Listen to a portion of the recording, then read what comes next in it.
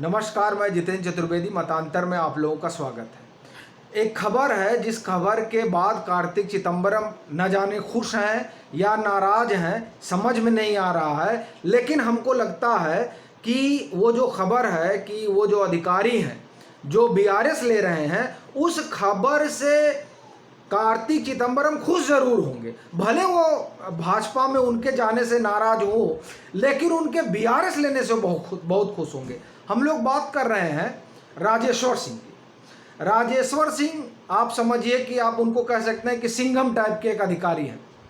उन्होंने बीआरएस लेने का तय किया है। वो अब राजनीति के जरिए समाज सेवा करना चाहते हैं।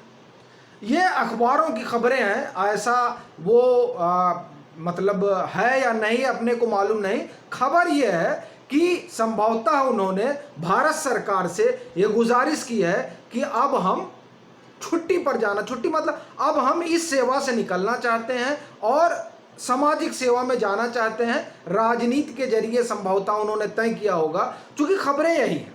लेकिन वो बीआरएस लेने की बात कर रहे हैं या उनकी जो बहन है उनके सोशल मीडिया पर जो उन्होंने लिखा है उससे भी चीज़ें जाहिर हो रही हैं। अखबारों में तो आ ही गया है। राजेश्वर सिंह वो अधिकारी हैं जिन्होंने 2G, कॉमनवेल्थ, कोलगेट, ये जितने आप देखते हैं यूपीए सरकार में घपले घोटाले हुए, उनकी जांच इन्हीं के पास थी। तो आप समझ सकते हैं कि किस तरह के ये अधिकारी हैं और क्या इनके कामकाज करने का तरीका होगा। जब इनको 2G का मामला दिया गया तो आप समझिए कि पूरा चिदंबरम गैंग इनके पीछे पड़ गया। बात 2010-11 की है। चूंकि 2G में कई लोग फंसे थे, उसमें सहारा ग्रुप के भी लोग थे, या सहारा ग्रुप मतलब सुब्रत राय और पी चिदंबरम थे ही। तो जब इनके पास केस आया तो इनको केस से हटाने की कोशिश हुई और उसमें तमाम तरह के एलिगेशन लगाए गए कि किसी तरीके से ये 2G वाला केस छोड़कर भाग जाए और चिदंबरम एंड कंपनी को राहत मिल जाए। लेकिन राजेश्वर सिंह का अपना स्वभाव है, तो अब आप उस स्वभाव को अड़ियल मिजाज भी कह सकते हैं और स्वाभिमानी भी कह सकते हैं और कर्तव्य परायणता भी कह सकते हैं। क्योंकि देखिए, सबके देखने का अपना नज़रिया है, तो आपको जो नज़रिया सूट करे उस नज़रिए से कहिएगा, लेकिन उसे समझिएगा।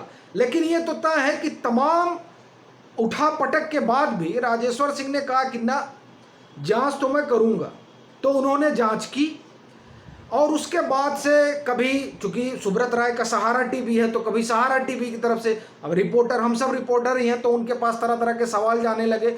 सब मिला जुला के जब सुप्रीम कोर्ट का चाबुक चला तो सब खेत हो गए। जांच पड़ताल इनकी शुरू हुई।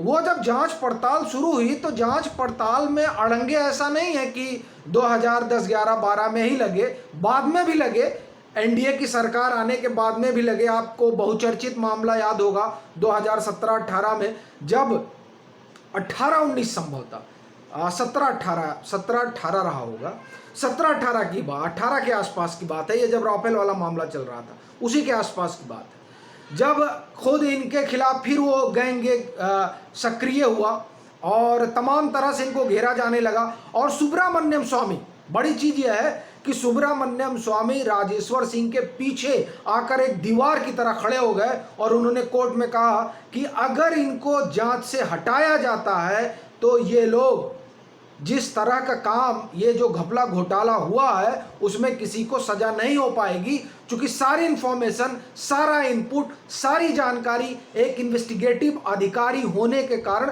राजेश्वर सिंह के पास है। और चूंकि राजेश्वर सिंह 2010-11 से ही उस पर काम कर रहे हैं, तो तकरीबन 7-8 साल से, मतलब बारीक से बारीक जानकारी उनके पास रही होगी।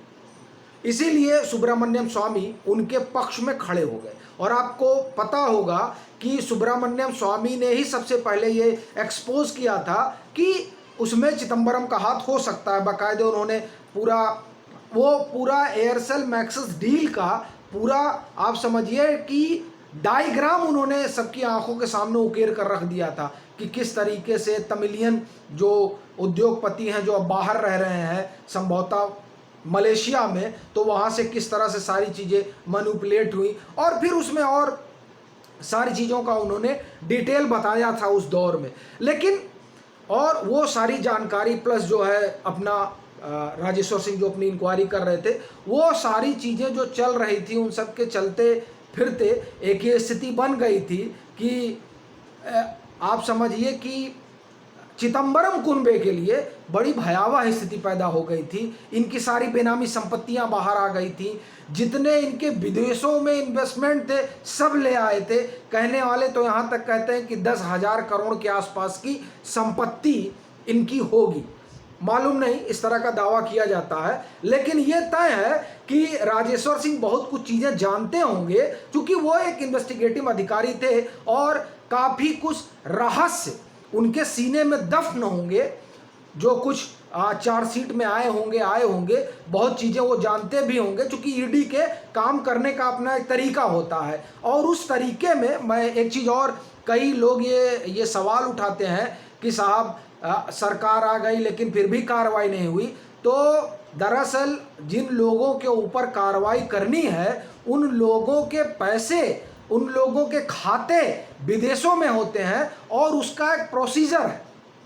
उस प्रोसीजर के तहत उनकी डिटेलिंग मिलती है और उसमें एक एक डिटेलिंग लेने में 2 से 3 महीने लग जाते हैं। इसलिए ईडी जो अपना कामकाज करता है, कोई भी इन्वेस्टिगेटिव एजेंसी जब अपना कामकाज करती है तो उस कामकाज में इसलिए दिक्कत आती है। और बड़ी बात यह है कि जिन लोगों ने एक लंबे समय तक रसूखदार पद पर रहे हैं, उनका रसूख सिर्फ लुटियन दिल्ली में नहीं, दिल्ली के बाहर भी है, विदेशों में भी है। तो जानकारी आने में कई तरह की चीज़ें फिल्टर होने लगती हैं, इसलिए जो 3 महीने में आना हुआ उसको 6 महीने लग जाता है। ये एक कारण होता है जिसकी वजह से एक लंबा समय खिंचता है। ये कारण मैं समझ पाया हूँ, क्योंकि 10-11 से खुद राजेश्वर सिंह जांच कर रहे थे और किस तरह से उन्होंने चीज़ें जुटाई, कितनी मेहनत की, वो बेहतर जानते हैं। हम लोग तो आप ये समझिए कि बतौर रिपोर्टर जो हम लोगों ने ईडी को देखा समझा, उस हिसाब से मैं समझ पाया हूँ कि वो इतना सहज नहीं होता है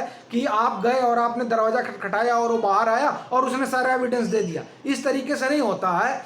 जब बेनामी संपत्तियाँ होती हैं तो आप समझिए मनी ट्रेल करना पड़ता है, बहुत मतलब एक लंबा प्रोसीजर होता है, इसीलिए केस सालों चलते रहते हैं। लेकिन फिर भी ये अपना ईडी का एक अपने अलग काम करने का जो तरीका है और उसमें जो राजेश्वर सिंह जैसे अधिकारी हैं जिन लोगों ने तमाम तरीके से चीज़ें खोद कर निकाली, तो बहरहाल ये सारी चीज़ें हुई। अब जब चीज़ें बाहर आने लगी और इसमें ये हुआ कि चीज़ें अब हाथ से निकल जाएंगी, तो आप देखिए कि फिर क्या कहानी हुई और किस तरह का पूरा वहाँ मामला आया। जो इंटरनल है उसको, उस पर ना हम समझते हैं कि उस पर बात करना ठीक भी नहीं है, वो एक अलग चीज़ हो गई। लेकिन इस जांच पड़ताल में किस तरीके से चिदंबरम का पूरा कुनबा इनके पीछे पड़ा रहा और इनको परेशान किया जाता रहा, सुब्रमण्यम स्वामी इनके पीछे किस तरह से दीवार बनकर खड़े रहे, ये सारी चीज़ें लोग जानते हैं। और अब ये सेवानिवृत्ति बीआरएस लेना चाह रहे हैं। उस बीआरएस से जाहिर बात है कि ये जो एक कुनबा है चिदंबरम वाला, वो खासा खुश होगा। जी गोपाल कृष्णन ने जो है वो ट्वीट शेयर किया है। जी गोपाल कृष्णन बड़े पत्रकार हैं और जो ये पूरा इनका मनी ट्रेल हुआ और जो बेनामी संपत्ति पूरी चिदंबरम कुनबे की बाहर आई, उस पर उन्होंने लंबी रिपोर्ट की है।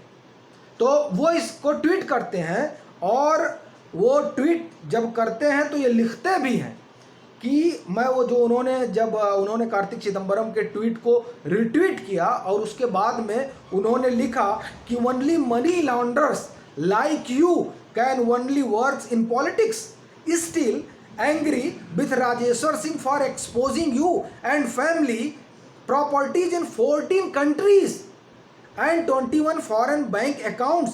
Now you can face him in politics too. मतलब वो मैं हिंदी जो मैं आपको बताता हूँ वो क्या कह रहे हैं। वो कह रहे हैं कि भाई ऐसा है कि खाली आप ही पॉलिटिक्स में काम कर सकते हैं। अब पहले इन्होंने आपको एक्सपोज किया कि कहाँ कहाँ आपका काला धन छिपा हुआ है, अब राजनीति में आकर आपको एक्सपोज करेंगे। ये जी गोपाल कृष्णन जो है, जो कार्तिक चिदंबरम का ट्वीट है उसको रिट्वीट करने पर ये रिट्वीट करके वो टिप्पणी करते हैं। खैर, तो ये पूरा किस्सा है कि राजेश्वर सिंह 2G में आया और किस तरह से पूरी चीज़ें हुई। खैर अब तो वो बीआरएस लेने जा रहे हैं और उसके बाद वो खबर है कि भाजपा में जाएंगे, कहाँ जाएंगे ये वो तय करेंगे। खबरें तो यही कह रही हैं। चलते हैं हम लोग उनके उज्जवल भविष्य की कामना के साथ और फिर मिलते हैं एक नए मुद्दे के साथ। तब तक के लिए राम राम।